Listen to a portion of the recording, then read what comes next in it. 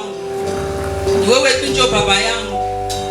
Na ndio maana nilikia presence yako, sababu nimekuja kwa baba mwenye ananihangaikia na mwenye anapenda kunitunza, mwenye anapenda kunipa mwelekeo. Ambia baba, tena niko mbele yako, mimi nataka nishwe neno lako. Mimi nataka kukusikiliza, maana muda imefika, muda mzuri ya kusikia nini ni mawazo yako kwangu.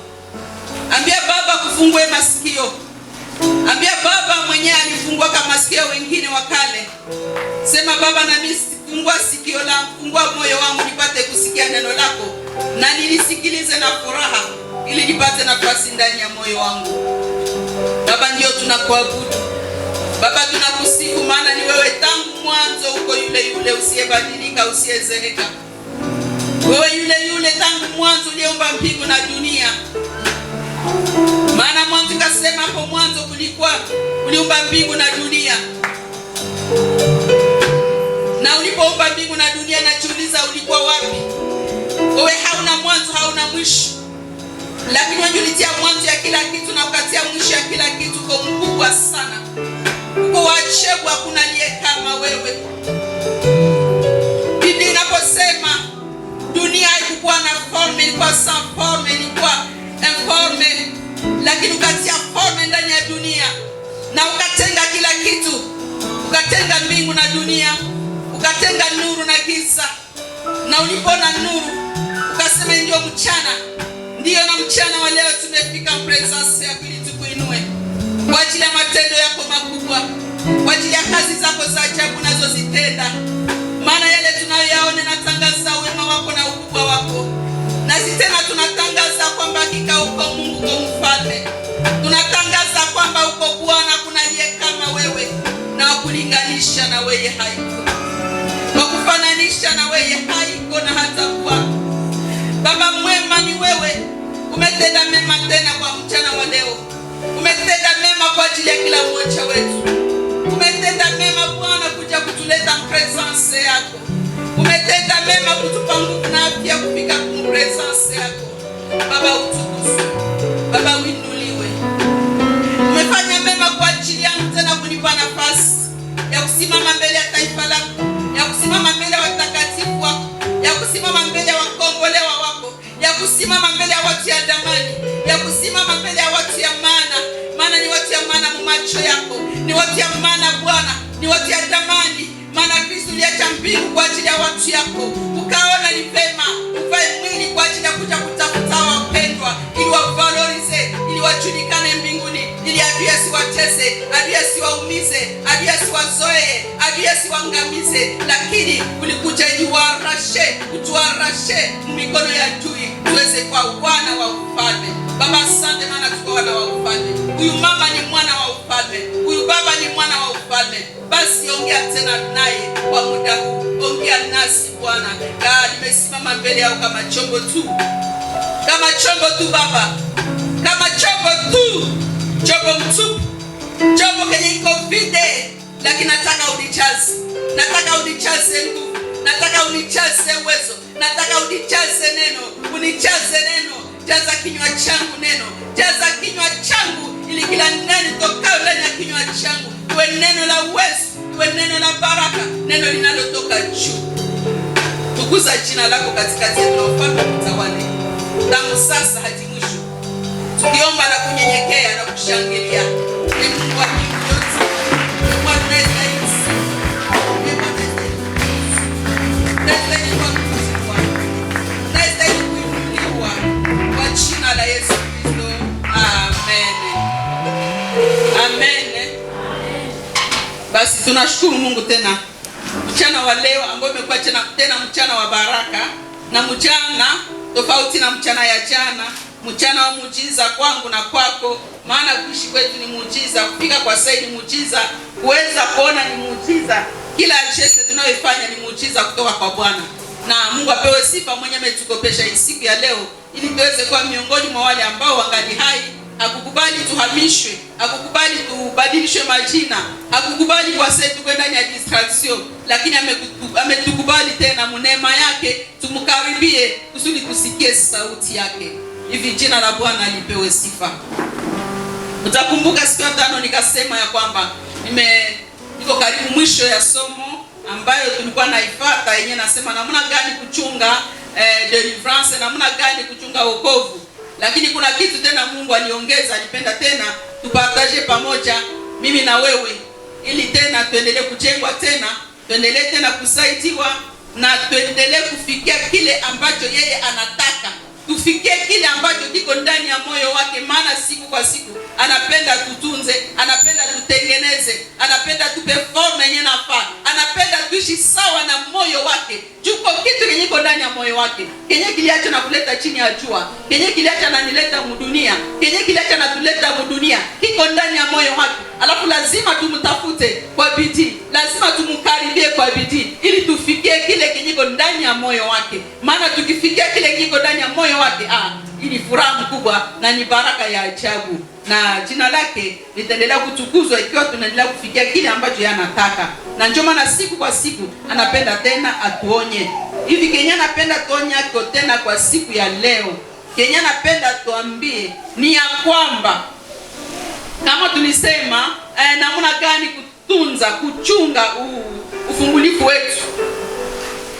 Sasa nataka tuonesha namna gani, nataka tuambia ya kwamba kuna faida, kuna baraka. Maana kuna mambo mbalimbali tulipata pale yenye tunaweza chunga nayo ufungulifu wetu, yenye tunaweza chunga nayo wokovu wetu. Ni mambo mingi tulisoma, tutarudia tena, lakini kitu yenye tena Mungu anataka tuongezea ni ya kwamba kuna baraka wakati unaishi maabudu ndani ya matatizo, ndani ya shida, ndani ya magumu. Ndani yake mnaficha mabaraka. Faida iko ndani. Amen. Kuna faida, kuna siri iko nyuma ya maabudu. Wakati utaingia ndani ya kile kipindi, ndani ile degree ya kuabudu Mungu, ya kusema Mungu unastahili, Mungu unatosha, katika mazingira mabaya, katika situation na kulilisha mchana na usiku, lakini Mungu anakutangazia kwamba sasa nilishakufungua. Maria vile bibi ngana kuzunguka, lakini uko wangu, niko pamoja na wewe. Usiogope, nishafanya kazi kwako, nishakuokoa. Hata unaona mambo ingali yanachafuka, lakini niko wako. Endelea kuniabudu, endelea kunisifu, endelea kuniinua. Endelea kuniinua. Na nyuma ya ile maabudu, katika ile maumivu, nyuma yake kuko baraka, nyuma yake kuko ushindi, nyuma yake kuko kucheka, nyuma yake kuko kushangilia, nyuma yake kuko kuinua Baba, nyuma yake kuko kutangaza kwamba Yesu ni Bwana. Yaani kuna baraka zinazopatikana katika maabudu na sifa ndani ya shida. Kitu kimoja nafaa tunajua ni ya kwamba mambo yote ambayo natupata hapa chini ya jua, hatuko wa kwanza kuipitia. Huko baba alitutanguliaka kupitia ile mambo. Ile shida unayopitia leo, labda gumu kushita tena yenyewe unapitia. Sasa mama walirametoa kututemwanye. Umeona ya kwamba kume na 30 inaishaka mtu niko machozi. 30 nenda ishi. Yaani mtu anaenda oweshi, Mungu tu muhali ya machozi. Lafu hauyafikia kule. Mpendwa, ningekusifu, ungeangalia namna gani nasema acha Mungu, kumbe niendelee kukusifu, kumbe si afikia ile niveau, kumbe yangu tekete kushida. Yesiri maumivu ni moja, lakini shida ni mbalimbali. Lakini ungeingia ndani ya maabudu nasema Baba utukuzwe, kumbe mimi nakupendaka ningie mwishida, kumbe yangu ni nyingine tofauti na hii. Ingelikuwa kamie je ningesiportaka, ingelikuwa kamie je kubesia toka kamo, ingelikuwa kamie ningekuwa naambia watoto nini, ingelikuwa mimi ningekuwa naambia bajirani nini, ingelikuwa mimi ningekuwa naambia mtu nini, ningekuwa namshibia ningelikuwa najikomporte na namna gani. Lakini wa watu ametushuhudia, mnashangala. Mungu ni mwema, yeye anajua kukomplete yake juu, yeye anajua kabisa ya peple yake, anajua watu wangu wanahitaji nini. Hatukutayarisha mama leo kwa temwanyaji, lakini tunashangana analeta temwanyaji tena jina mbata na tu presque sawa na somo hivi. Nasema jina la Bwana libarikiwe. Lakini Mungu alimtia pale temwanye juu ya kukutia tena moyo, kuonesha ke kwenye umefika hauko wewe peke, na wengine walipapitiaka mebaka shida, na leo kuna matunda ya uvumilivu, biko na kuna matunda ya kusimama imara ndani ya imani, biko na kuna matunda ya sifa ndani ya kile vipindi, aliendelea kutangaza kwamba Yesu ni Bwana, aliendelea kutumikia Mungu. Tena si watoto na tujua hata tunaweza na tumbaba anatokea kuna na leo, lakini kusema tutafikiria kile vinatesaka mama juu hana sura ya uzuni na haonekana kwa sura ya uchungu. Na angalia tunafika kwake bien, nakula bien, kumbe shida iko ndani. Lakini mara ngapi wewe unapenda ulimwengu mzima ujue kwamba unateswa, ujue kwamba uko magumu. Mpendwa, wakati unatangazia watu uko magumu, ni wakati kunaendelea tena kuaggrave ile gumu, ni wakati tena kunajikokotea tena uchungu zaidi. Juu ya nini? Wakati utatangaza, unaeleza, kuliko kutafuta mwenye alikupatia kule Bwana, kuliko kutafuta mwenye alikutia pale, mwenye alikuweka pale, wewe unatafuta msaada kwa watu. Lakini wakati utakapoenda walezea, ya kushangaza na uko na shida nyingi kuliko wao. Mama anapatana na watu mingi, bado kuna mashida hiyo kama mama sefe mkubwa. Leo sefe kama inajulikana, ni hapo tu anjilishaji. Leo kama tunajua sefe makanisa, ima vikundi vya kutembeleana manyumba, wao ndio wanjilishaji. Juu mama wa kumzala, yeye ndio alianzisha ima vikundi ya sefe ya kwanza Msebeka. Ni yeye alianzisha ima tembezi ya wamama. Ni yeye mwanjilishaji wake. Ni yeye alianjilisha mikutano ya wamama. Yeye mama tunaenda msoko, anaenda simama iko na kufundisha bila hata mic, iko na kufundisha na kubalabala. Mama mkubwa anaenda kufundisha, Mimi nakumbuka kana tunena naye mshamba. Ukienda naye mshamba utajitukana. Ndio na tunafaka wote tusiende limwa naye. Juu yeye ni kwenda hapa anaingia humu na maombi. Aende mule na maombi. Aende mule kuhubiri na maombi. Tutafika na sanga. Kwenye tungefika kama tutoka nyumba na 7h, tutenda fika na 11h. Kama tungefika na 8h, tutafika na 11h. Juu ni hodi, mukwamo tuombe kwanza. Tulikia kuhubiri, tulenda kushamba. Tukakuwa na nungunika kumbe na hatujue yamegundua siri. Lafu matembezi kuko kwenye ile anja. Na ule mama anako vipindi vya lipiti hapa. Lakini wabatu na nasimama imara, mama wa habari njema. Na anakiaza la kumfanana. Banafatana sasa. Naye Injili iko na mama walitembea. Tunacheza na Injili yetu ni ya kizungu. Inakuwa kizungu ya kutembea magari tena hatunaifanya, tunashindwa kama. Lakini walifika wanatoka kama wanafika wanaenda na miguu kama paka wapi mapori. Atenda tangaza habari njema kwa mama na yeye peke shida hii. Lakini hataonesha shida, ataonesha ukubwa wa Mungu. Katika shida tuoneshe ndio ukubwa wa Mungu, tusioneshe shida. Tuache kutangaza shida lakini tutangaze uwezo wa Mungu. Amen. Alafu kuna matokeo ndani ya sifa katika shida. Matokeo kuna baraka. Kuna baraka za ajabu nyuma ya ile maabudu. Na hiyo tutaipata katika kitabu cha, tutasoma habari ya watu walitangulia ndani probleme, ndani ya maprobleme, lakini comportement walikuwa namna gani na walipokea nini badala ya ile hali waliingia ndani yake. Tutasoma ndani ya kitabu cha Matendo ya Mitume 16:25. Matendo ya Mitume 16 mstari wa 25, verset. Inasema hivi, tusome katika jina la Yesu. Lakini katikati ya usiku Paulo na Sila walikuwa wakiomba kwa Mungu na kumwimbia sifa, na wafungwa wengine walisikiliza. Ghafula inji katetemeka sana, hata misingi ya kifungo ilitikisika, na mara moja milango ya kifungo ilifunguka na minyororo ya watu wengi ililegea. Mlinzi wa kifungo akiamka na usingizi, aliona milango ilikuwa wazi. Akatoa upanga wake, akataka kujiua mwenyewe, akizani ya kama wafungwa wametoroka. Lakini Paulo akapaza sauti yake kwa nguvu, akasema, usijizuru mwenyewe kwa sababu sisi sote tuko hapa. Akaagiza taa ziletwe, akarukia ndani na kutetemeka kwa woga, akaanguka kwa miguu ya Paulo na Sila. Hilo ndilo neno la Mungu. Ili habari ya watumishi wa Mungu Paulo na Sila wameleza kwamba walikuwa ndani ya gereza. Waliingia ndani ya gereza sababu gani? Waliingia ndani ya gereza sababu ya habari njema.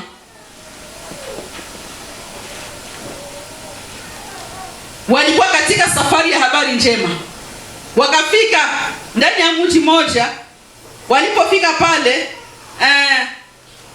wakakuta Makedonia. Wakafika wakaingia ndani ya mji kidogo yenyewe inaitwa Filipi. Wakakuta pale, wakaingia ndani ile mji, wakawaza watakuta hata grupe mwiko na tafuta mwiko naomba, meba kaikosa. Meba kaona grupe ya mama inasimama. Bakenda bauliza sema tunatafuta kwenye tunaweza ombea. Sasa wakati walikuwa wakihubiri habari njema, kukakuwa mama moja njoo Lutia. Huyu mama Lutia tushamsoma kila mara, ni mama mwenyewe alikuwa tajiri, alikuwa commerçante na anauzisha rangi. Alafu ule mama akasikiliza venye Paul walikuwa nahubiri. Biblia inasema akafungulia kwa furaha roho yake, akapokea habari njema na furaha, akakubali. Tena msingi anasema akafungulia roho yake habari njema. Ni Mungu alitayarisha roho yake aifungue kusudi apokee habari njema na furaha. Na pale wakati alisikia habari njema toka Paulo na Sila, akakubali ile habari njema na akabatizwa yeye na nyumba yake. Sasa wakati walibatizwa, wakati walibatizwa wakamshurutisha aende ndani ya nyumba yao. Mpendwa, wakati utaokoka usiwazake utabakiaka gizi ulivyokuwa. Huyu mama alipopokea habari njema akakaribisha watumishi wa Mungu, akaona ni vema jiunge sana watu ya Mungu, beba tendelea kumuimarisha. Amen. Sasa wakati viko naendelea kwa pamoja, mwingine ikafanya nini? Ikasikia kuko watu wenye wametatiza mji. Bameleta habari njema yenye hayubiriwake pale. Yenye viko nasema viko tofauti na yenye wanajua. Pale walikuwa wanaendea kwa masheria, lakini wakasikia Paulo anakia na habari njema. Mimi nakwambia hawa watu wakafanya namna yote, waangalie namna gani batafunga Paulo na Sila, bawafunge, usudi wafunge, batabatia kwa motifu. Bakasema watu hawa huku mwingine bakenda sema kwa kubwa wa mji. Huku mwingine kulishikia watu wiko na tatiza mji.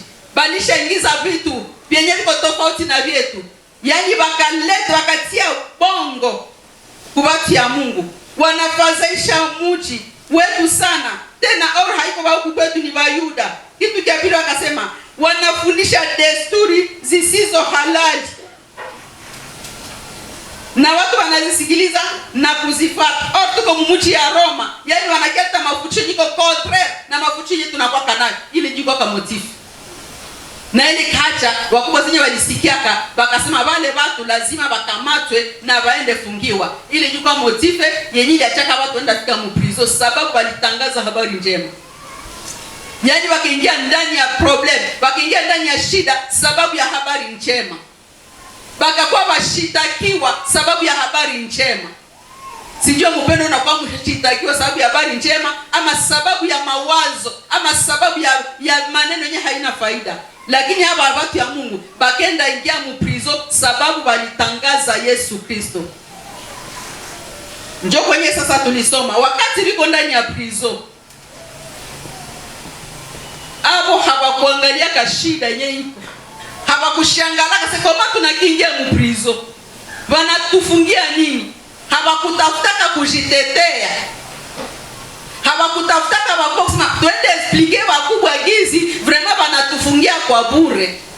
Banatuia bure. Tunakufia juu ya habari njema. Hawakoka nele muda. Balijua nafasi yote kwa bataikala haitawazuiza basifanye kenye Mungu amebaita kufanya. Na bakaingia ndani ya maombi, bakaendelea tuna maombi kama desturi yao na sifa. Biblia inasema wakati balikuwa naomba na kusifu, wapendwa, inji katetemeka. Tremblement ikakuwa. Tremblement kishakuwa, ba prisonnier wote walikuwa kamule kama walikuwa kwa mashene. Biblia inasema zikaregea, yani zikakuwa nyepesi. kama ni makraka zinanja jikokota univo inaweza toka na mkono. Na wakati ile tremblement ilikuwa, imagine wakati walifunga huyu Paul na Sila, Biblia inasema baliweka walinzi donge babachunge bie basipime toka mule kusudi basiende destabilize mji, basiende kokota watu na kuwapeleka mjisomo hapo. Haleluya. Vita makanisa ya njaa zamani haiko leo tu. Ukitoka mjisomo kuna mwingine lazima utafutiwe. Anaenda mwake jua nini? Alisikia nini? Tena kutribunali. Watakuwa kia kuikanisha ulitoka mwake jua nini, unaenda tafuta kule nini? Maana kuna siku hakuna Mungu. Aba nao sababu ya kutangaza Kristo ya kwamba ni Bwana, bakaenda kwa prisonier. Bakafungiwa. Lafu kufungiwa, bakafana mwote babatia kwa walinzi benye maana kumbe basipime toka mwile prison mpaka siku batapendaka kubatosha mjo banatoka. Alafu biko mule mprison bazamu banabatia kwa bazamu. Donge hautatokea kama mzamu hawezi toka, mzamu niko pale. Lakini kia kushangaza bazamu nao wakalala usingizi. Tunakuwa na bazamu tunazaba na chunga, kumbe nao wanahitaji kuchungiwa. Hapa zamu wakalala usingizi mpaka tremblement njoo ile bashitula meku bashitula akakia kutasa milango imekuwa wazi. Banajiangalia ba prisonnier minyororo sharegea sema basi watu wakongana na minyororo ile tu kuona tu le fait que milango ishakuwa wazi, wakasema basi kazi yetu imekuwa bure hapa, kenye tutapata hatujui kama tutabondana namna gani. Donc hapa tuko na probleme na bakubwa juu deja milango iko wazi. Sasa huyu mchunga mlango aba bagardie ile bonga ya kuona gizi milango iko wazi, bakawaza ba prisonnier wote bashatoroka. Sasa bakafikiria hapa maro batatua, njo oliva tuwe sie peke tujiue.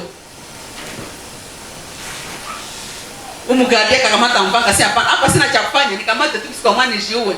Juu sitaweza kusamba, sijui nitaexplique milango ilifunguliwa na nani na saa gani. Alors olia kuuliza binyi sijue, omwe batakosa kuuliza batakutanisha kufa.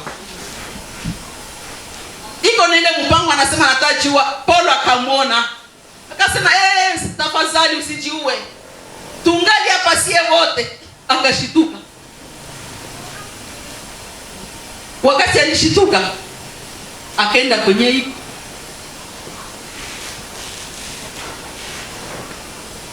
ni verse ya hapa tupata mkoanje ku 25 27 hapa. Mlinzi wa kifungo akiamka na usingizi aliona milango ilikuwa wazi, akatoa upanga wake akataka kujiua mwenyewe akizani kama wafungwa wametoroka. Lakini Paul akapaza sauti yake kwa nguvu akisema usijizuru mwenyewe kwa sababu sisi sote tuko hapa. Akaagiza taa ziletwe. Najua kweko tetemeko mko giza mle mprizo, akasema simulete matala basi. Akarukia ndani akakuta wale watu yuko ndani na kutetemeka kwa oga, akaanguka kwa miguu ya Paulo na Sila. Tushuke kutranti. Kisha akawaleta nje akasema, Bwana zangu nifanye nini nipate kuokolewa? 31 akamwambia, amini Bwana Yesu Kristo nawe utaokolewa pamoja na nyumba yako. Hilo ndilo neno la Bwana. Ile tremblement tu le fait que nakuta milango iko wazi ishafunguka, ba prisonnier wote biko ndani.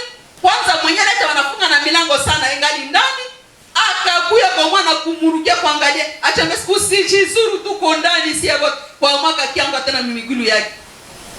Hamuulize kulikuwa nini, lakini kijana akisema tu nifanye nini nipate kuokolewa. Paulo hakusema kitu.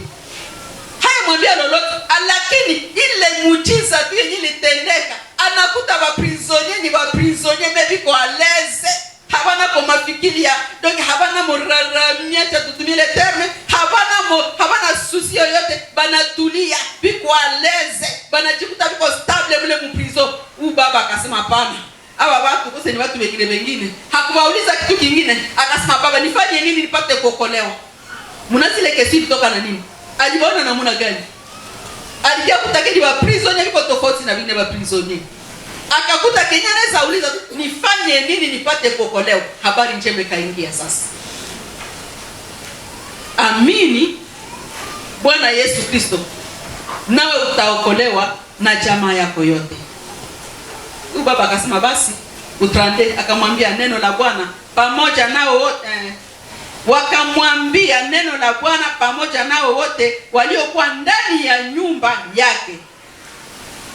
Akawakaribisha saa ile ile ya usiku, akawaosha mapigo yao, akabatizwa yeye na wote wa nyumba yake. Kisha akiwaleta nyumbani mwake, akawapakulia chakula, akafurahi sana yeye na nyumba yake yote, kwa sababu wamekwisha kuamini Mungu. Semeni amen. Amen. Sifa na maabudu ndani ya matatizo, ndani ya shida, ndani ya magumu, nyuma yake kuko baraka. Paulo huyu hakuangalia shida yenyewe ilikuwa ndani yake, hakuangalia nani walimfunga, hakuangalia walimsingizia. Yani matatizo haikumtenga na Mungu wake. Matatizo haikumtosha muwepo wa Mungu, haikumaliza furaha ndani yake, haikutosha Mungu ndani yake, haikutosha roho ya maombi ndani yake, haikutosha roho ya mabudu na sifa ndani yake, lakini aliendelea kama kawaida. Yani alijua hii yote nayo ya hizi ni amprie. Mara ngapi sisi wanadamu, sisi wa mama wa baba, tunapoona shida zinatuambriaka, zinaacha tunasahau kutafuta uso wa Mungu, zinaacha tunasahau kuomba Mungu, zinaacha tunasahau kuinua Mungu, zinaacha tunasahau kutukuza Mungu, zinaacha tunasahau kuabudu, kutoa sifa za midomo yetu. Lakini hapa hawa prisoni hapa, katika prison piko pale, bali endelea kusifu Mungu na kutafuta uso wa Mungu. Na pamoja na ile wakatingiza mji, wakatingiza mbingu. Haleluya. Sifa na maabudu yako itatingiza mbingu, inaleta mtetemeko na inacha minyororo. Na katika semeni amena. Yani sifa zako katika prison yenye uko ndani yake itatingiza mbingu, na Mungu anaangalia sasa, imani ya huyu mtu, mimi nashuka tu ni intervenir. Mimi nashuka tu ni intervenir. Na sasa Mungu atafanya intervention, atatingiza mji. Mji tatingizika. Mseme ule shaka mtu wa Mungu. Hapana, imani yake na mimi na si kabisa la tuamshaka timu. Ya hali yako katika shida, katika magumu, katika mambo machungu, hali ya tabia yako njoo kutetemesha watu, ama njoo kuingiza mashaka ndani ya watu. Yaani comportement yako ndani ya shida njoo yenye taacha Mungu ana intervenir. Ndio maana mpendwa, katika magumu tunayopitia ndani yake, katika vipindi vizito tunavyopitia ndani yake, kenye Mungu anatuita tu ni kuendelea kusimama imara, kutafuta uso wa Mungu na kuendelea kubuinua mwenye anastahili, mwenye anatukuzwa, mwenye anastahili heshima, mwenye mama alikasema aseme tu ni bwanangu. Ni bwanangu tu, hata kwa namna gani tu mimi na mtafuta. Anenda mutafuta mwenye sasa abaki kwanza kule chishi. Senye kutabusha kwa nagui, lakini katika mazingira mazito, katika hali ya uchungu, katika tabu ya, katika hali ya kunyenyekezwa mlivyo ya mwisho. Mkazi wanamuita honorable. Akifika kunyumba anakuwa chini. Yawezekana mpendwa, hali yako imeacha unaonekana kama uko chini. Kubali kwenye huko, lakini endelea kuinua jina la Baba. Intervention kutatoka mbinguni. Mungu atakapoona sifa. Mathayo sura 5 mstari wa 8 anasema heri wenye moyo safi, ndio watamwona Mungu. Moyo safi ni ile moyo kuinua Mungu, ni moyo kuinua wa kuabudu Mungu, ni moyo kutukuza Mungu, ni moyo yenye nafurahia Mungu, ni moyo yenye naabudu Mungu, inatangaza wema wa Mungu maligre mashida na matatizo, lakini ni roho yenye haitakaribisha uchungu ndani, haitakaribisha huzuni, haitakaribisha chuki, haitakaribisha hasira, haitakaribisha uadui, lakini itakaribisha furaha, itakaribisha amani, itakaribisha salama. Yani salama itakuwa niko ndani, na ule njoo mwenye kuna salama ndani yake wakati wa vita, wakati wa shida, ni ule njoo mwenye Mungu atajishaje na probleme yake.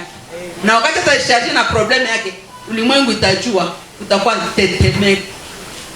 Na ile mtetemeko itaacha na bengine walikuwa ba prisonnier, shene zao zinaregea. Mpendwa, mimi nakutangazia kwamba katika hali ya maabudu ya, katika hali ya kutukuza Mungu, katika hali ya kuinua Mungu, katika magumu unayopitia ndani yake, ile jitaregeza minyororo ya wengine. Juu watu watakapokutazama, banona intervention ya Mungu kuweka ndani yako salama na utulivu, ile jutasaidia ule voisin wako mwenye kumprisonnier bila kujua. Itacha na leo anasema, mbona ule mimi namchua katika ile shida, katika ile magumu, lakini anatulia. Teju na regeza ile moyo ya uchungu ndani yake. Ile moyo ya uchungu yenye kushamuikalia inaregea, anajikuta anasema, ule Mungu namuwezeshaka. Mungu na mimi nisaidie. Wewe mwenyewe unapatia kule nguvu, na mimi nisaidie. Ile ndio kuregeza minyororo ya wenyewe wanakuzunguka. Ndani baraka. Wakati wengine watafunguliwa, watajikuta kumbe yetu ni kidogo. Ile ndio baraka yenyewe unapata ndani ya mabudu yako, ndani ya prison. Juta angalia prison niko ndani yake. Mimi si afingia prison apate niko ndani yake. Hapa wengine walifungiwa kapete kwa juu ya mazambi zao, juu ya makosa yao. Lakini hapa wanafungiwa sababu ya habari njema. Najua nini mbingu ikose kuintervenir. Ikiwa unaweza kubali unanyenyekezwa, na unakubali kunyenyekea, unasema nimenyenyekezwa na niacha ninyenyekee, na Mungu ataintervenir. Atasema ile roho ya unyenyekevu ndio mimi natafuta kusudi nitukuze jina langu, na watu waone Mungu ndani ya mtu. Na Mungu atakapoonekana, hataonekana mwile kujipigania, ataonekana mkomportema yako. Na hausemi hata kitu.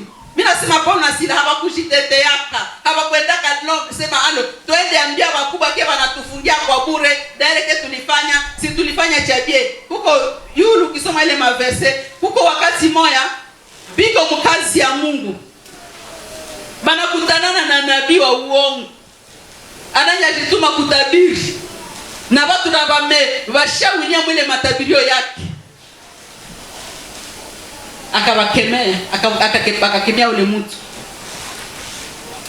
Na ule mtu akakuwa mzuri. Mkiona vyote vyenye Paulo alikuwa anafanya vilikuwa vya mzuri, lakini vya mzuri mu macho ya Mungu, vibaya mu macho ya watu. Biblia inasema ule mwenyewe alikemeaka. Wakati walimkemea watu wake bakashirika, na ile ilikuwa kapalma motive, zezi la chaka wanaenda mfunga. Anacha sasa hatutafaidiwa. Wapendwa, atasio na mnabii. Atasio. Fanyeni angalisho. Unabii wa kwanza njoo hii. Ukishinda kusoma Biblia acha. Jua hauna bezo ya Mungu. Mwata kwa na bezo ya Mungu, kamata Biblia. Vyote viko ndani ya Biblia.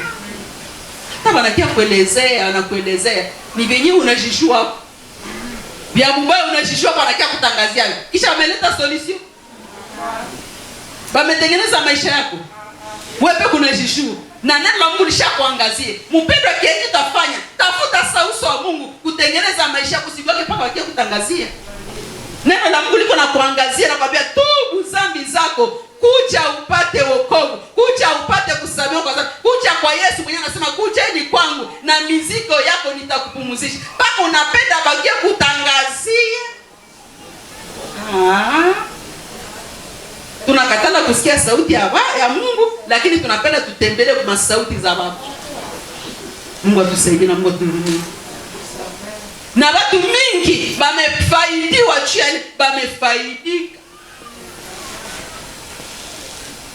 Na njoo na maprofesi za mingi zinasindikizwa kwa tuna pesa. Mtakuwa naangalia, mnachunguza nyinyi mnapokea maprofesi, mpime angalia. Za mingi zinasindikizwa na pesa. Juu ifo anakuya ukako set demo mama Sara, mama nani ukako set demo na inaomba maombi ya karani juu. Asifo tunajiandaa bie. Fa tunajiandaa bie. Jo Mungu akitubariki nafaa tunapata kopo ya maziwa, tusije tutakuwa na kwa seke. Sasa tunakuwa na rose mchikombe cha maziwa.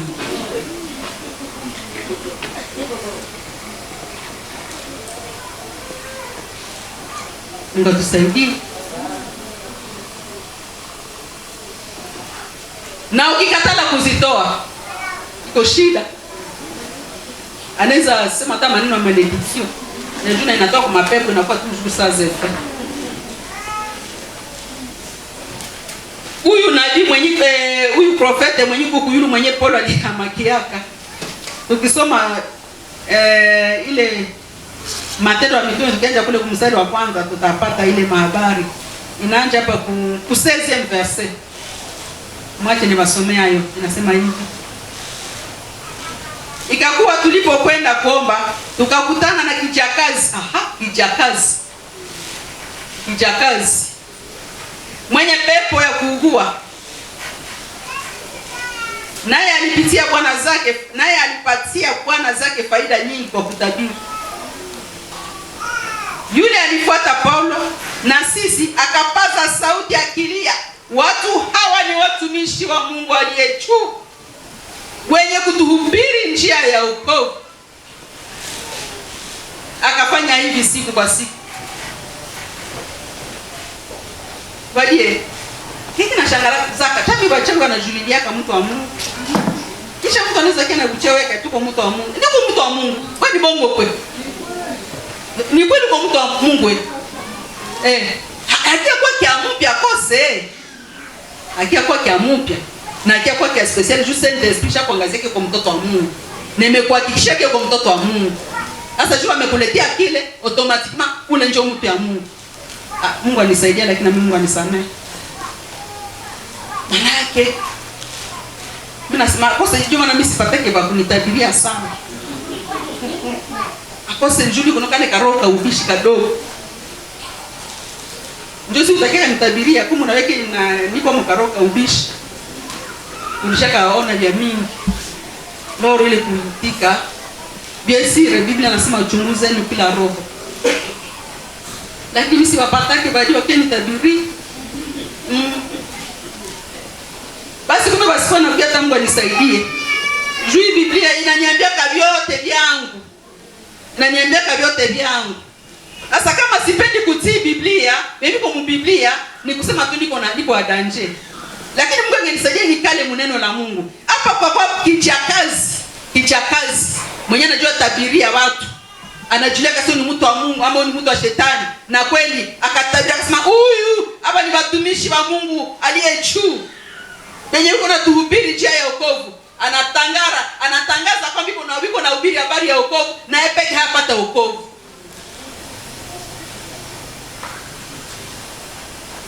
Unatangaza habari ya wokovu, unajulia ni mtu wa Mungu kwa na Mungu, anatangaza habari njema na ile habari njema haina nafasi ndani yako.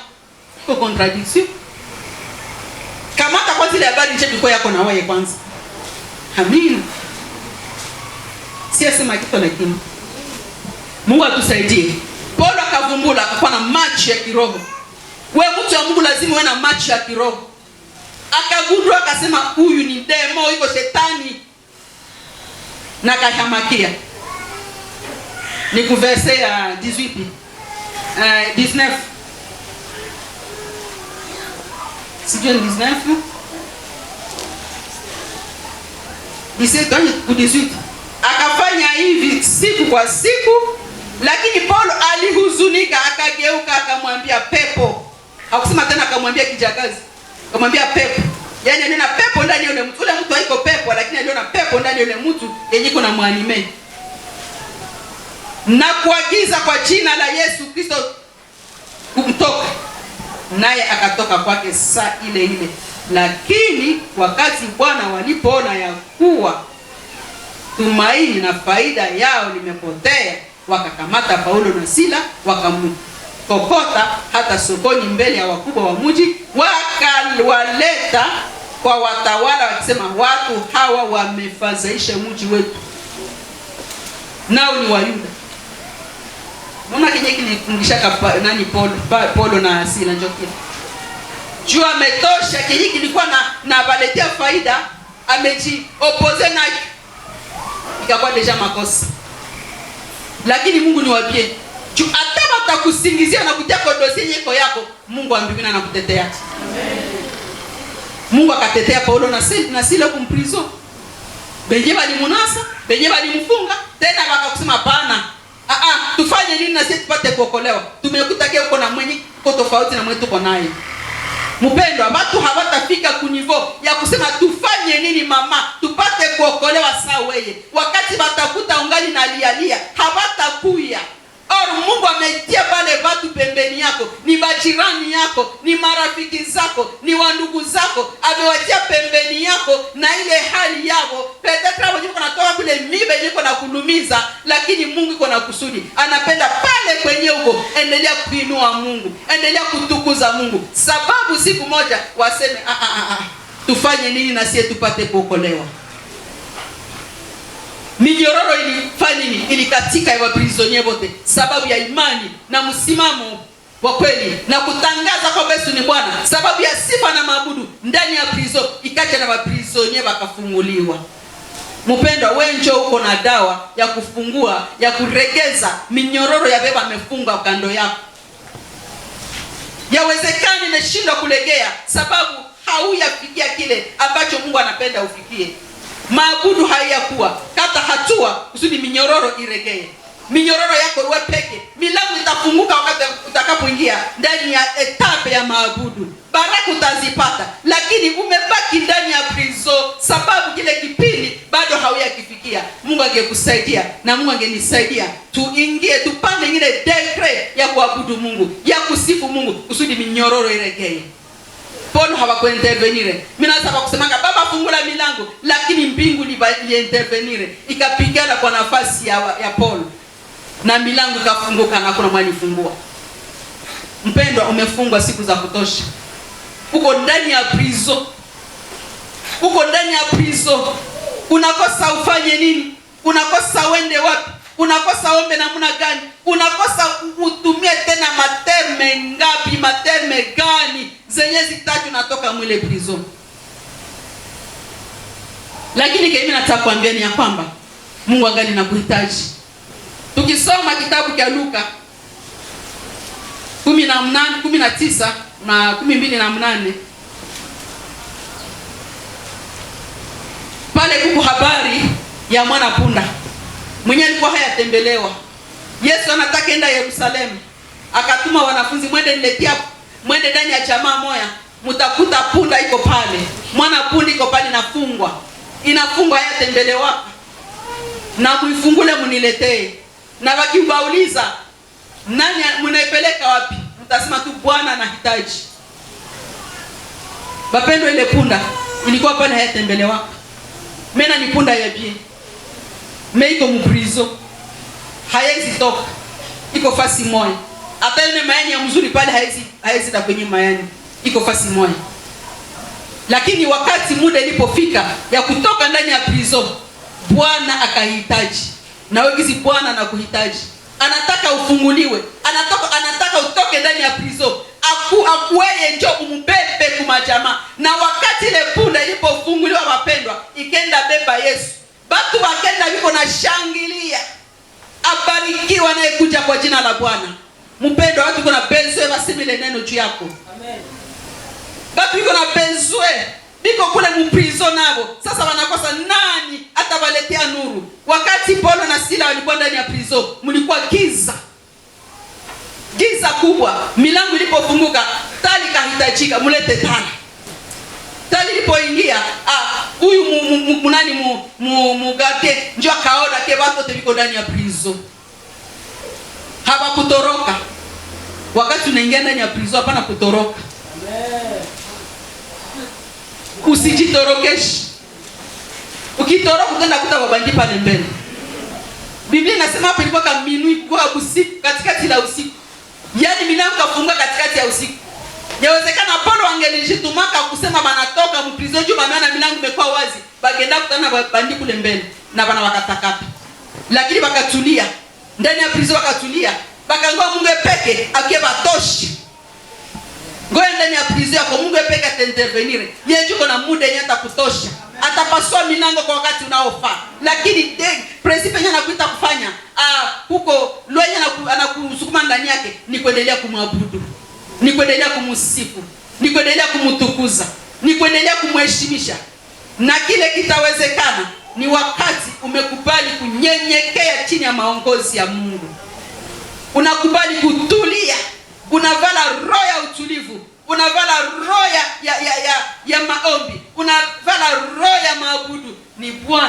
ataintervenir, milango iliyofungwa itafunguka. Na itakapofunguka tena ndipo Bwana wa nyakati atakapesema basa, sasa muda ya kutoka imefika. Hautatoka kama ule mwenye alikufunga hayakuya na kukuuliza, anasema nifanye nini nipate kuokolewa. Ni ule ndio Mungu tena ataitilize kusudi utoke sasa naye. Juu ni ule ndio nenda kamata muprizo. Mpendo bila kutangazia. Kuko benyu nenda tosha muprizo. Mungu anakutia muprizo. Juu kuko benyu nenda kamata nabo bakwe libere. Sasa usijitume kutoka muprizo na wale wenye Mungu alikupatia muda yao haiyafika. Amen. Amen. Unarudilia watu fulani kule nyuma. Kwenye uko mkasho ulirudilia watu. Unarudilia watu na batoke mule muprizo, bawekwe huru. Juu wameteswa, wameumia, wameteswa na shetani. Shetani amebagandamiza munjia zenye banakosa wafanye nini. Habana moya kujitosha mule prizo.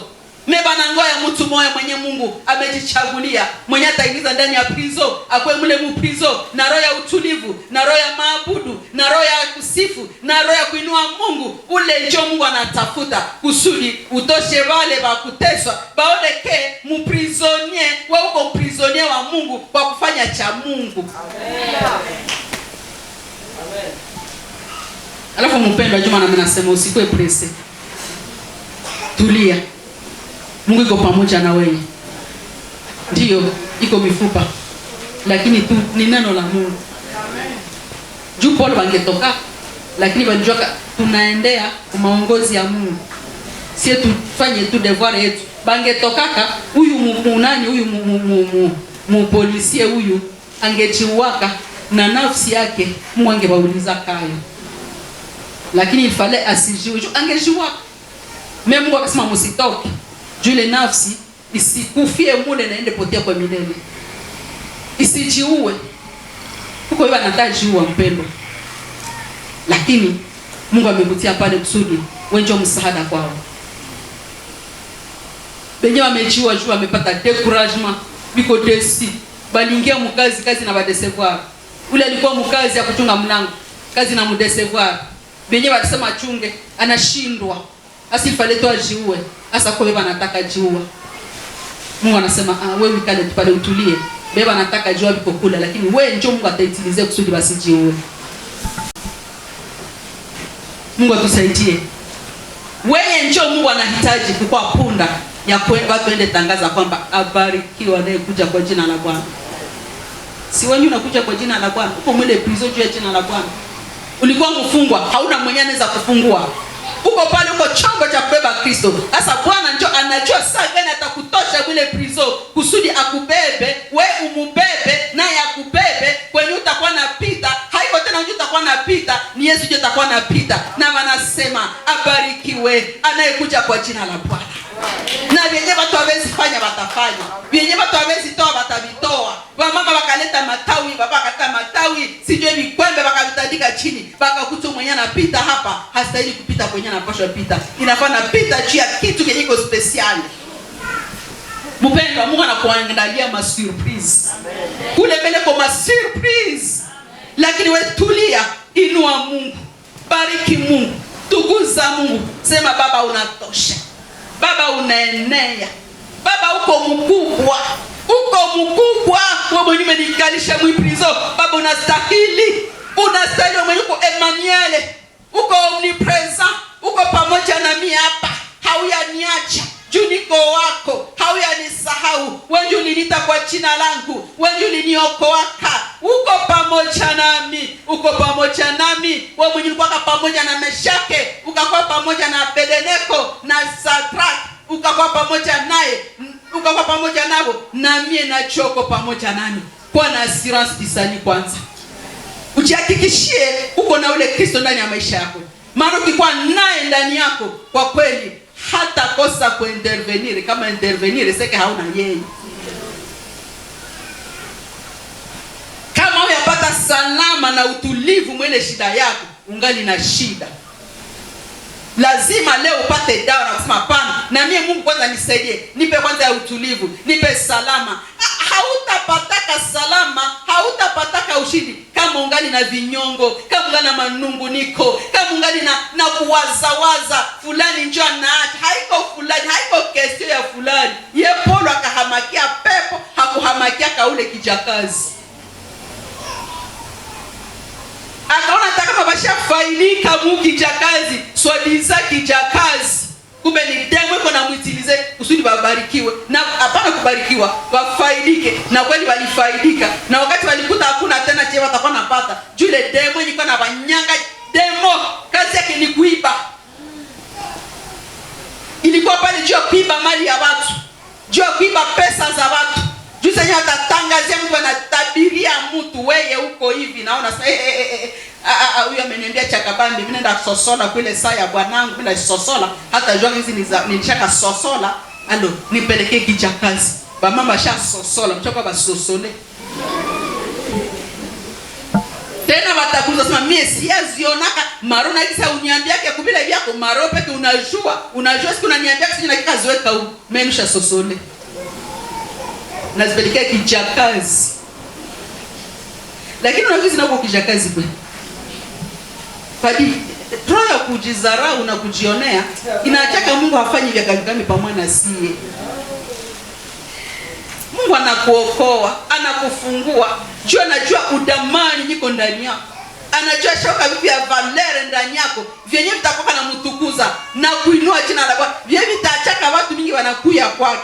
Lakini unajizarau sana, hapana mie, lakini pale ule hapana demona zengia ndani yake kusudi ya kunyang'anya mali yenye ingeendesha kazi ya Mungu mbele. Yenye ingeendelea kukusaidia kwa mambo mingi ndani ya nyumba yako, lakini wanakia kusosolea yako mayele. Haleluya. Kwa kweli hiyo iko huko.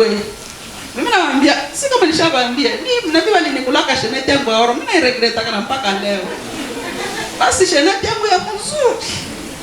Habie. Watu ya Mungu hapa lake mashenete. Mpaka leo nisharegreta. Sijui nipatie muulize chiregrete. Siki nilipeleka kabati. Basheni pia kwa shenete yangu. Ndio shimo mshakona bakia vide. Nanje logotea shenete yangu ya bien. Basi na mpaka leo mimi napita watu walikulaka shenete yangu. Au si regreta kwa vile nipatia kama Mungu vingine vingine. Message mimi nakumbuka hawa watu walikula na kweli biko wapi? Biko wapi leo? Sikia. Tufanye angalisho, tusikilize Mungu, tusisikilize watu. Wakati unakuwa na shida, ndio wakati yenye adui anakutega na anakuwinda mpaka utoke mikono ya Mungu, umfuate yeye na uangamie kwa milele. Na wewe angefunguliwa juu yako, basi funguliwake tena. Ndio lengo la shetani hili. Inajua nyuma yako na mpembeni yako, kuume kushoto, mbele na nyuma, huko wenyewe watafunguliwa juu yako. Muda itakapofika, wewe utaacha wote wanafunguliwa. Na shetani anasema huyu mtu, hawa wote wanamzunguka, batafunguliwa. Chenye mimi nafanya, asisikilize Mungu, asikilize watu. Na anakutumia watu. Tuwe makini wapendwa. Tuwe makini. Inua Mungu katika shida yako. Baba ataleta jibu. Yeye iko na majibu ya kila ulizo. Iko na solution kila problem. Hakuna kenye kilimshindaka yeye Mungu. Hakuna kenye kilimshindaka, juu hashindwake na hata shindwaka, ni mweza yote, tena ni muwezesha yote. Amen. Uko capable ka kuweza kuabudu Mungu ndani ile tatizo yako. Uko capable, njoo bana usisikilize watu. Batakuzuiza usifikie baraka. Batakuzuiza zile baraka ziko nyuma ya mabudu, usizifikie. Lakini sikiliza Mungu anasema nini juu yako. Hapana watu walisema, Mungu anasema nini? Mtu mwaka nikuya anasema basi Mungu ananipatia, ananiambia wewe utaniuzia kitu fulani, juu kuna programu kitu fulani. Akasema Mungu alikwambia, Maruna mimi niambie. Na kaenda kana kwa nendea shapotelea kule.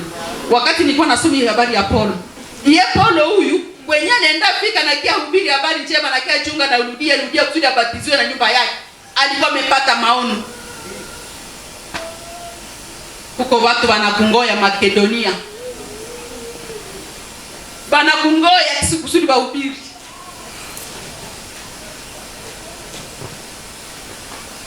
Mungu alisha kusinyaleke kuko yote tu ya kweli. Wewe kibaya na shetani ashakona hata na mavizio na mando. Hapa na mimi tu nikishikaza na mimi nazianza. Kama mtakuwa mnanisikiliza. Lakini rezmake ile sauti ya yenye haitokane na Mungu. Ni ile kabisa Mungu aniepushe nayo. Lazima tumsikilize Mungu. Msikilize Mungu, Mungu na vyote. Anaweza kuwa kuzungumzia kila kitu na shangaza. Mbona Mungu ananiongelesha hivi? Na unakuwa na kipato. Anakwambia si na kweli. Itile sauti utakuwa kabisa. Utakuta Mungu amekuepusha na vya mingi. Mpendwa, Mungu atusaidie. Kuna baraka. Wakati tutaendelea kuishi maisha magumu ndani ya mazingira mazito, ndani ya mazingira machungu, kuna baraka. Na zile baraka zako ndio zenye ziko na kwa vize, ndio zinapiganishwa kusudi usizifikie. Ndio unasema ndaweza kuwa naabudu ibadi katika mazingira mazito hivi. Hii muziki yenye niko nayo, hii tatizo yenye niko nayo, hii moto yenye niko nayo ndani yake, yenye mimi nikala ndani yake, nitakuwa naabudu namna gani? Roho ishakachoka. Na kweli sisi tutatuelezea. Roho inachoka. Na kweli tunataka kupatia rezo. Lakini sisi tunakupatia rezo, tunakuzuiza usifikie baraka zako. Na sisi hatuna droga kupatia rezo. Lakini tuko na droga kukuelekeza, tunasema songa mbele. Songa mbele. Yesu aboi marsha na biere. Yesu aboi masikio kusikiliza, lakini sikiliza Mungu. Mpendwa, kuna baraka, lakini usirate zile baraka kwa kuingiza chuki na wasiwasi na maulizo sio na majibu. Lakini karibia Mungu, yeye yuko na majibu kwa ile maulizo yenyewe uko nayo. Yenyewe ushaelezea watu wanashindwa kupatia majibu. Na kweli huko wakati mtu anakuwa na kesio, unauliza watu, unauliza watumishi wapi, unauliza huyu wapi, anakosa jibu. Mpendwa, kama uko na ile ulizo unakutisha kuchokesha, ikala kimya, tulia, abudu Mungu, sifu Mungu, tafuta uso wa Mungu, nyenyekea miguu ya Mungu, atakukuta pale. Lakini ukitanga wapendwa, kinye kinacha tunatanga ni kutafuta tu majibu. Sasa mimi na regreta kashuku, unasema ka uende huku wapi, unakia kutatu ile tabia. Unasema niende kutroate wapi? Unasema akose kule wapi? Kumbe kadiri uko natangata kwenye unatoka, njoo kwenye kumbe kulibakia kidogo unapata majibu yako. Sasa sisi utaenda tena unaenda anja mwanzo. Unamaliza tena tuwaza wapi? Mungu asema sawa. Ongoza kwanza na akili yako na kunyamaza kwanza pale. Hapa bali ni kwanza. Hakuna roho. Hakuna na baraka na hakuna kuendelea. Ambweria yo chavere tena kule. Tenda sikiliza. Mara hiyo yule anatabiria kabia kweli. Anatabiria kabia kweli. Mtoto wangu alikuwa mgonjwa, akamwombea akapona pale pale. Alifanya na hiki akaniambia vikikatilika pale pale. Sasa utavukia kule shida, sasa ile vrai shida. Deception. Tena to kumbe tunako hakuna Mungu. Uko nachelewesha kadiri uko nazunguluka, uko nachelewesha, uko najirudisha nyuma. Kumbe na ulirudiria hapa. Jibu na iko hapa. Mpendo, tuvale roho ya uvumilivu. Paulo kwa presse kutoka prison malgré mlango ulifunguka. Kuna wakati inaweza funguka, kumbe Mungu iko na kinyesa nataka fanya kusudi sa utembee na honor. Ya Paulo kawaambia sema hatutatoka mpaka wenye walitushitaki popeke wake tutoshi muhazarani, hizi walitufunga hazarani. Amen. Amen. Usijitoshi. Amen. Mungu atatafuta wenye watakuwa kombanye. Wenye watasema abarikiwe yule anayekuja kwa jina la Bwana. Mnaendelea kusema yeye mfalme Nebukadnezar wakati alitupa Danieli ndani ya pango la simba, iko prisonier mule, hakuna kutoka. Sasa alikuwa anashikia tu mle maabudu. Juu simba hazikuonaka Danieli, zikaona simba wa kabila la Yuda ndio mwenye komole. Juu yuko ndani ya Danieli. Simba wa kabila la Yuda. Yaani mkuu wa masimba ametutembelea leo. Hakuwa kemuli. Mpendwa, mfalme hakulalaka usingizi. Acha kama tukwende stabilize juu yako bataki yeye. Akalamuka yeye mfalme tongo. Daniel, je, Mungu wako amekuokoa na simba?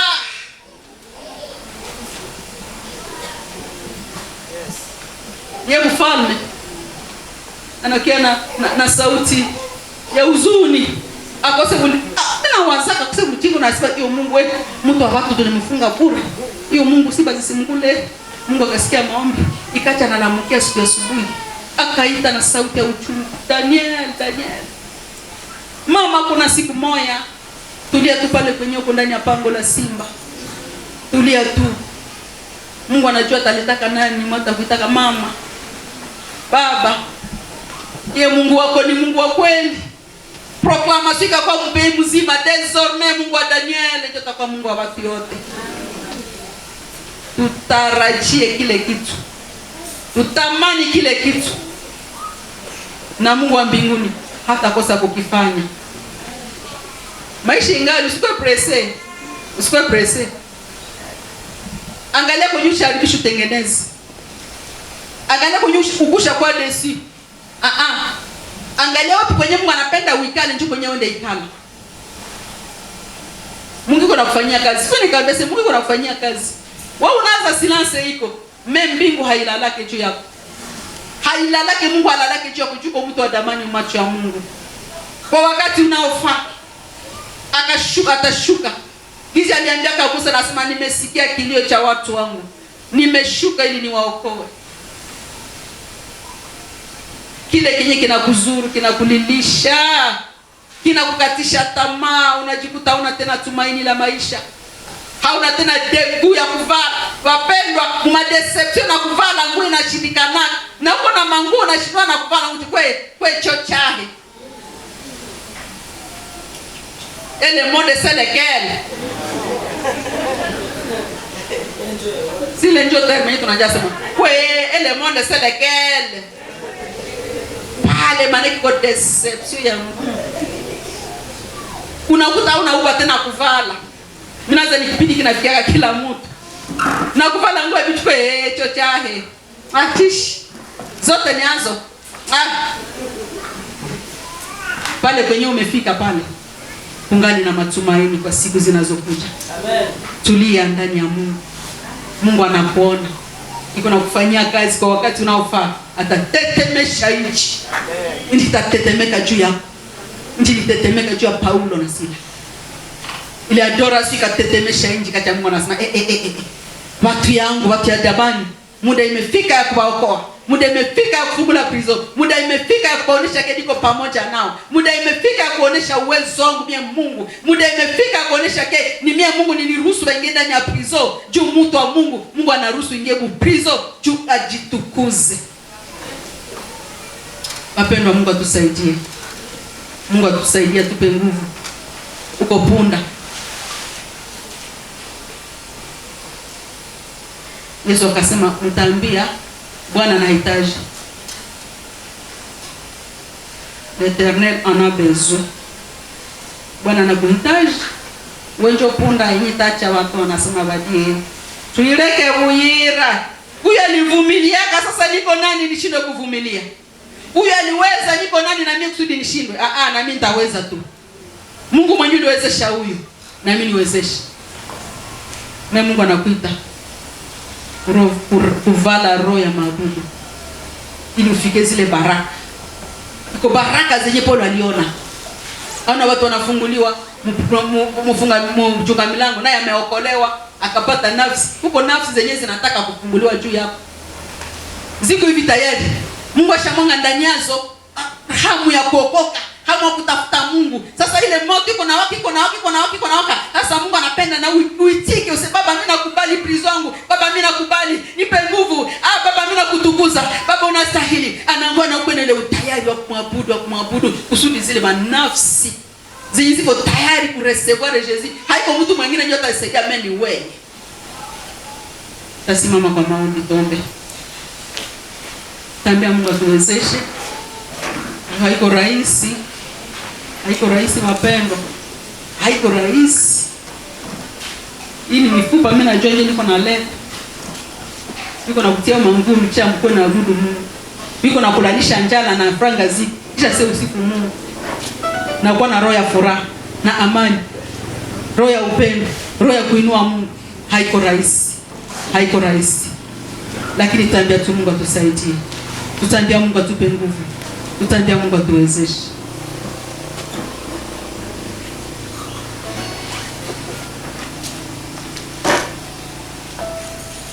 Tutaimba nyimbo ya asiyeshindwa, alafu tutaingia kwa maombi. Waimbaji asiyeshindwa, usiyeshindwa. Ndio tuko na Mungu mwenye ashindwa. Wewe ni tuko na Mungu mwenye analeta nguvu wakati nguvu inaishi. Tuko na Mungu mwenye anawezesha nguvu. Tuko na Mungu mwenye hashindwa kelolosi. Tuko na Mungu mwenye anatika tupitie vipindi vichungu, lakini anajua kwamba hatakuachilia. Atakuwa pamoja na sisi kutuacha. Oh, Mungu atusaidie.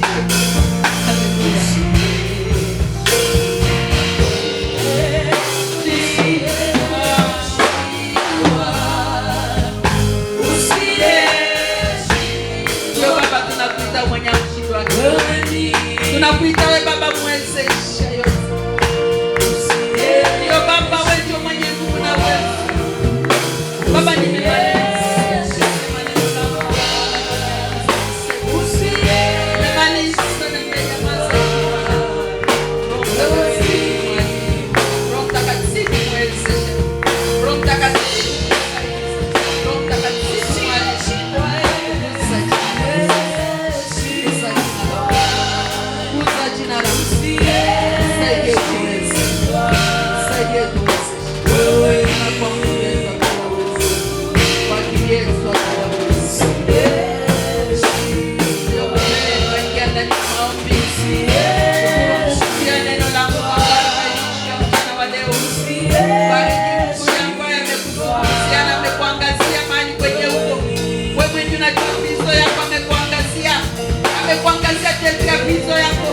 Amekuangazia umefungwa kiango gani? Amekuangazia umekuwa limite, hawezi kutoka, hawezi kwenda shota baraka mwingine, hawezi kufanya chochote. Umekuwa prisonier. Kinachohitajika ni kuendelea kuinua Mungu. Ambia Baba nisaidie. Basi ambia Mungu akusaidie, tuingie zote ndani ya maombi. Baba mwezesha yote. Baba siyeshindwa lolote. Baba mwenye unatujua na kutufahamu. Baba unaijua prizo ya kila mmoja mmoja. Baba mwenye unajua kuangazia na kufundisha. Umeonyesha mpendo wa prizo yako. Umemuonesha dekre vita na ufanya ndani yako. Umemuonesha kipimo gani na kandani yako. Umemuonesha. Ombi yangu ni Baba msaidie. Maana ataweza kwa mpendo. Tie nguvu. Ambia Mungu akutie nguvu. Ambia Mungu akumbie roho ya mabudu. Ambia Baba wewe mwenye umeanja roho ya mabudu. Wewe mwenye umeanja mabudu ndani ya problem. Wewe mwenye umeanja umekuwa na ile roho ya mabudu. Mungu amekuwezesha. Ambia Mungu nipatie nifikie zile baraka zezi na vichama. Nifikie zile baraka. Nataka nione zile baraka. Nataka nivivre zile baraka. Nataka nione watu wamefunguliwa. Nataka nione masirprize. Nataka nipe masirprize zao. Unisaidie. Na mwenye hauyaanja roho mabudu. Ambia Baba mwange roho mabudu ndani yako. Ambia Baba kupe uwezo. Ambia Baba kupe nguvu. Ambia Roho Mtakatifu kuwezeshe. Maana bila Roho Mtakatifu hautaweza lolote. Kwa kweli hatuwezi lolote bila wewe Roho wa Mungu. Hatuwezi lolote. Yesu kasema unatutumia Roho Mtakatifu atakayekuwa mwalimu wetu, atakayetuwezesha, atakayetufundisha, atakayetupatia nguvu, atakayetuwezesha kufanya vile hatuweza. Ndio maana Roho Mtakatifu nisaidie. Achilia roho maombi ndani ya kila mmoja. Achilia roho maombi ndani ya umama. Achilia roho maombi ndani ya ubaba. Roho ya maabudu Baba. Roho ya maabudu. Tunahitaji roho maabudu. Tunahitaji roho maabudu. Baba katika mazingira tunazozipitia. Tunahitaji roho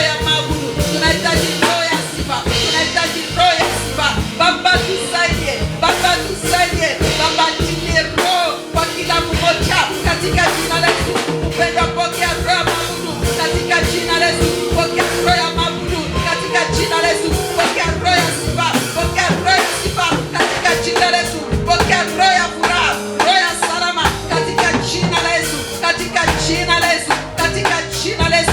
Mpendwa, endelea ndani ya maombi. Ambia Baba kupele tabia zake, ambia Baba kupe comportement yake, ambia Roho Mtakatifu sitaweza, ambia Roho Mtakatifu, nilia Roho Mtakatifu. Sema Baba nisaidie kusimama imara, sema Baba nisaidie kutulia kwenye niko, jina lako ndio litukuzwe, uwezo kuonekane, uwezo kuonekane.